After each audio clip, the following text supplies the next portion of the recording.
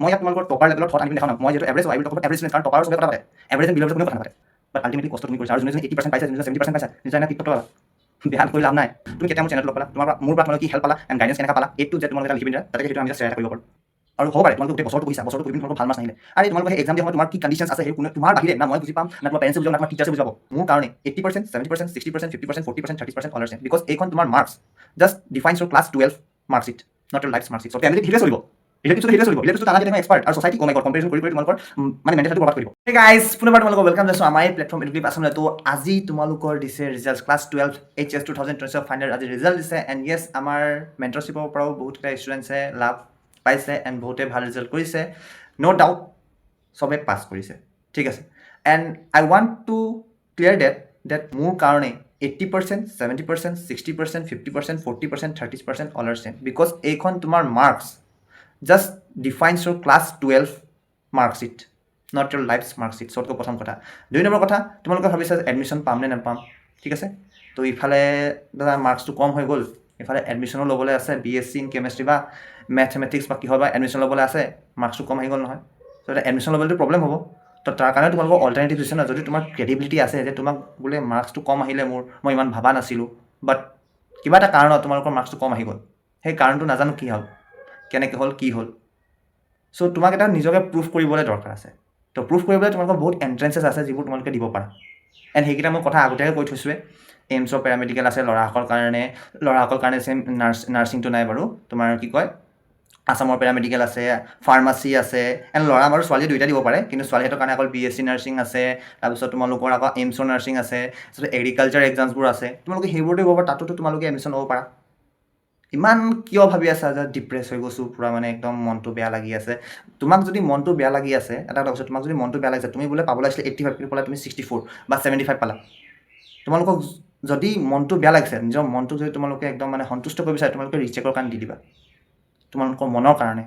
ঠিক আছে বাট যি পাৰ্চেণ্টেজ তোমাক ভালে লাগিছে দেন ন' নিট এণ্ড য়েছ আমাৰ প্লেটফৰ্মৰ পৰা এই এডুকেটিভ আছামৰ প্লেটফৰ্ম যিমান মই গাইডেঞ্চ কৰিলোঁ ন' ডাউট মই পঢ়াইছোঁ কেমেষ্ট্ৰি পঢ়াইছোঁ এণ্ড মানে অৰ্গেনিক কেমেষ্ট্ৰি পঢ়াইছোঁ ইনঅৰ্গেনিক কেমেষ্ট্ৰি পঢ়ালোঁ ফিজিকেলটো অলপ পঢ়োৱা নহ'ল কিবা এটা কাৰণত তোমালোকে যোনে ফ'ল' কৰিছে সিহঁতি জানাই এণ্ড ছেম ফৰ ফিজিক্সো মই এটা ভিডিঅ' দিছিলোঁ এণ্ড য়েছ ফিজিক্স ড্ৰিল আমি কুৱেশ্যন প্ৰেক্টিছো কৰাইছিলোঁ ফিজিক্সৰ সেইটো কমপ্লিট কৰা নহ'ল ডিউ টু চাম ইমাৰ্জেঞ্চি বাট যাৰ পইচা লোৱা হৈছে সেইটো গোটেইবাৰ ৰিফাণ্ড কৰি দিয়া হৈছে ঠিক আছে সেইবোৰ চব তোমালোকে জানা যোনে ফ'ল' কৰিছে চবে জানা যে আমি কিমান এফৰ্টছ লগাইছোঁ এণ্ড তোমালোকে আমাতকৈ বেছি এফৰ্টছ লগাইছা সেই এফৰ্টছটো তুমি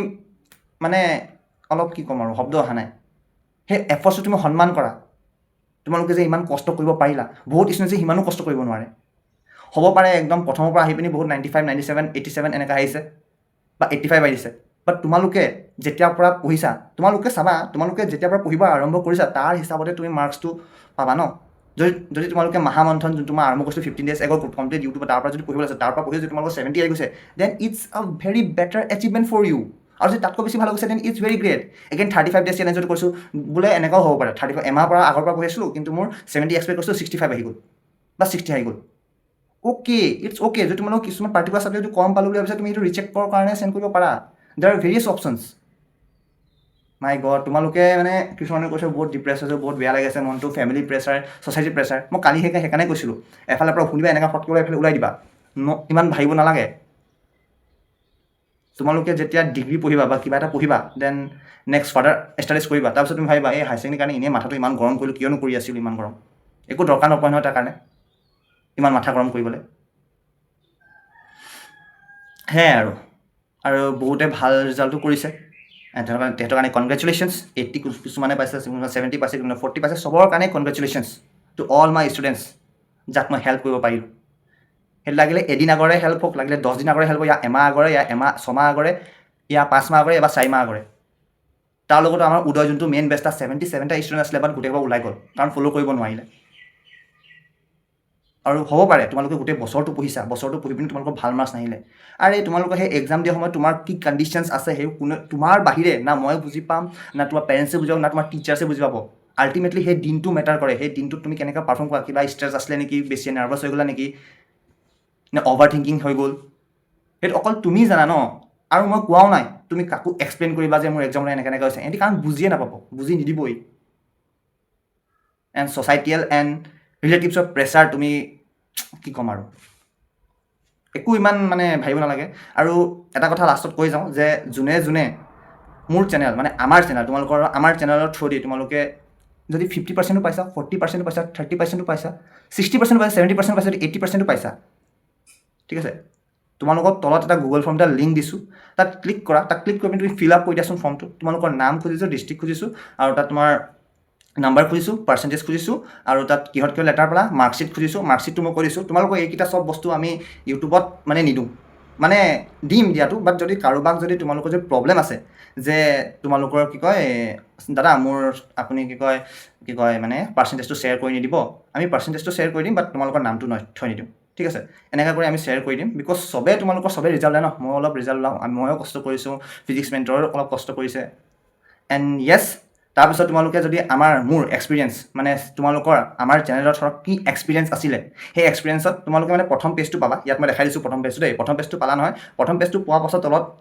মানে কমপ্লিটলি ফিল কৰিলা ফিল কৰাৰ পাছত তোমালোকে এটা নেক্সট পাবা নেক্সটৰ পাছত তোমালোকৰ এটা আহিব শ্বেয়াৰ ইয়ৰ এক্সপিৰিয়েঞ্চ উইথ আছ তাত তুমি এটা ভিডিঅ' বনাই মই এইটো সময়ত চেনেলটো ব্লগ পাইছিলোঁ ইয়াৰ পৰা মই আপোনাৰ এনেকৈ ফ'ল' কৰিছোঁ ভালকৈ ফ'ল' কৰিলোঁ আপোনাৰ কথাৰ পৰা এনেকুৱা হ'ল কনফিডেঞ্চ আহিলে আৰু মোৰ এক্সামটো ভাল হ'ল বা মই এইটো ভালকৈ জনাছিলোঁ বা আপুনি পঢ়োৱা সেই কনভাৰ্জনছ আৰু মেকানিজমে মোক বহুত হেল্প কৰিলে এণ্ড অল ইনঅৰ্গেনিকত হেল্প পালোঁ বা বায়'লজিত হ'লেও হেল্প পাবা আপুনি শ্বেয়াৰ কৰা চেনেলছকেইটাৰ পৰা পঢ়িলোঁ এনেকুৱাকৈ এটা ভিডিঅ' এটা বনাই দিব পাৰা যোনে ভিডিঅ' বনাই দিয়াত মানে কমফৰ্টেবল প্লিজ ভিডিঅ' এটা বনাই দিবা দেই আৰু যোনে সেইটোত ভিডিঅ' বনোৱাটো মানে কমফৰ্টেবল নহয় তোমালোকে just share your experience text আছে তাত ধুনীয়াকৈ এটা পেৰাগ্ৰাফ তুমি কেতিয়া মোৰ চেনেলটো লগ পালা